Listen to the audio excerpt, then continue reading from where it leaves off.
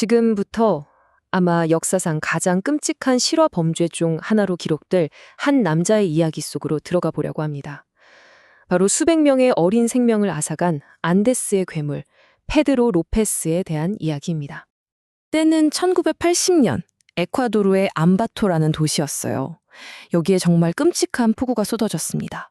거대한 홍수가 도시 전체를 휩쓸고 지나갔죠. 하지만 진짜 비극은 그 흙탕물이 다 거치고 나서야 그 끔찍한 모습을 드러내기 시작했습니다. 물이 빠진 강둑 근처에서 사람들이 잔해 더미 속에서 시신들을 발견하기 시작했어요. 처음에는 다들 홍수 때문에 희생된 사람들이라고 생각했죠. 당연히 그랬을 겁니다. 하지만 진실은 상상했던 것보다 훨씬 더 잔혹했습니다. 에콰도르 경찰이 초기에 공식적으로 수습한 시신만 무려 53구였습니다. 그런데 더 충격적인 건 희생자 모두가 8살에서 12살 사이의 어린 소녀들이었다는 사실이에요. 그리고 이 숫자가 거대한 비극의 정말 시작에 불과했다는 점입니다. 그리고 얼마 뒤에 암바토의 한 시장에서 정말 끔찍한 일이 벌어질 뻔했습니다. 한 어머니가 아주 잠시 한눈을 판 사이에 낯선 남자가 8살짜리 딸의 손을 잡고 시장 밖으로 사라지려던 바로 그 순간이었죠. 어머니의 절규에 주변 사람들이 몰려들었고 분노한 군중이 그 남자를 붙잡았는데요. 이 사건이 바로 아무도 상상하지 못했던 진실의 문을 열게 됩니다. 경찰서로 끌려온 이 남자의 이름은 페드로 로페스였습니다. 처음에는 당연히 혐의를 부인했죠. 그런데 경찰이 홍수 속에서 발견된 아이들 시신 이야기를 꺼내자 그의 태도가 180도 돌변했습니다. 그리고 그의 입에서 나온 말은 그 취조실의 공기마저 얼어붙게 만들었죠. 로페스가 경찰에게 이렇게 말했습니다. 마치 자신의 끔찍한 업적을 자랑이라도 하는 것처럼요. 그 아이들은 내가 죽였소. 하지만 그건 빙산의 일각일 뿐이지. 이건 단순한 자백이 아니었습니다. 세상에 자기 존재를 드러내는 악마의 선언이었죠. 로페스가 털어놓은 숫자는 정말 수사관들의 귀를 의심하게 만들었습니다. 지난 10년 동안 에콰도르, 콜롬비아, 페루 이 세 나라를 오가면서 자기가 살해한 아이들이 무려 360명이라는 겁니다. 한 달 평균 3명꼴이에요. 이건 역사상 그 어떤 연쇄살인마보다도 압도적으로 많은 정말 믿을 수 없는 숫자였습니다. 그의 범행 방식은 아주 교활하고 또 체계적이었습니다. 주로 사회적 안전망에서 벗어난 가난한 원주민 아이들을 표적으로 삼았어요. 작은 사탕이나 장난감 같은 걸로 아이들의 경계심을 무너뜨린 다음에 아무도 없는 외딴 곳으로 데려갔죠. 특히 그는 동이 트는 그 순간에 아이들의 눈에서 빛이 사라지는 걸 지켜보는 걸 즐겼다고 합니다. 그럼 여기서 이런 질문이 생기죠. 도대체 어떻게 한 인간이 이토록 끔찍한 괴물이 될 수 있었을까? 그 해답의 실마리는 그의 과거에 있었습니다. 로페스의 삶은 말 그대로 학대와 방치가 쌓아 올린 지옥도 같았습니다. 8살에 어머니에게 버림받아서 거리로 내몰렸고요. 18살에는 교도소에서 동료 수감자들에게 정말 끔찍한 폭행을 당했습니다.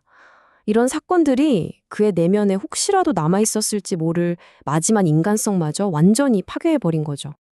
가장 섬뜩한 건 바로 이 자기 합리화입니다.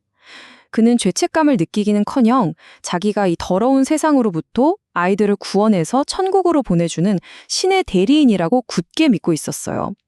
그의 정신세계가 얼마나 뒤틀려 있었는지 정말 단적으로 보여주는 대목이죠. 자, 로페스는 체포됐습니다. 하지만 이야기는 여기서 끝나지 않아요. 오히려 더 충격적인 국면으로 접어드는데요. 바로 사법 시스템의 믿을 수 없는 실패입니다. 그 결과는 정말 믿기 힘든 수준이었습니다. 360명 이상을 살해했다고 자백한 범죄자에게 내려진 형량이 고작 16년이었어요. 심지어 그는 모범수라는 정말 어처구니 없는 이유로 14년 만에 가석방 대상자가 됩니다. 상식적으로는 도저히 이해할 수가 없는 판결이었죠. 이걸 보시면 범죄의 무게와 처벌의 가벼움, 그 끔찍한 불균형이 한눈에 보입니다. 수백 명의 목숨값이 고작 14년의 수감 생활, 그리고 단돈 $50였던 셈이죠. 사법 시스템이 어떻게 괴물에게 자유라는 선물을 줬는지 너무나도 명확하게 드러나는 부분입니다. 그가 최종적으로 풀려난다는 소식이 전해지자 당시에 그를 체포했던 지역의 주지사가 이렇게 절망적인 경고를 남겼습니다. 그의 말에는 교화되지 않은 악마가 다시 세상에 풀려나는 것에 대한 깊은 무력감과 공포가 그대로 담겨 있었죠. 이제 이 이야기의 가장 소름 끼치는 마지막 부분입니다.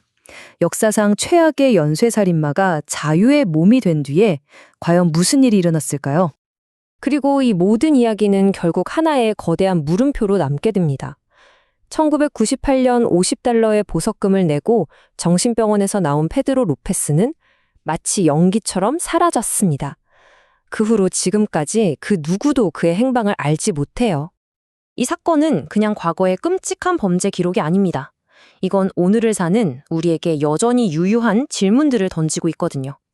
우리 사회는 가장 약한 존재들을 어떻게 보호해야 하는가? 법의 허점은 얼마나 끔찍한 비극을 낳을 수 있는가? 마지막으로 이 사실 하나는 꼭 기억해야 합니다. 인류 역사상 최악의 포식자는 분명히 체포되었고 자백했으며 처벌받았지만 결국 우리 사회로 다시 돌아왔습니다. 그리고 지금 이 순간 그가 어디서 무엇을 하고 있는지는 아무도 모른다는 것. 이것이야말로 이 이야기의 끝나지 않은 현재 진행형의 공포입니다.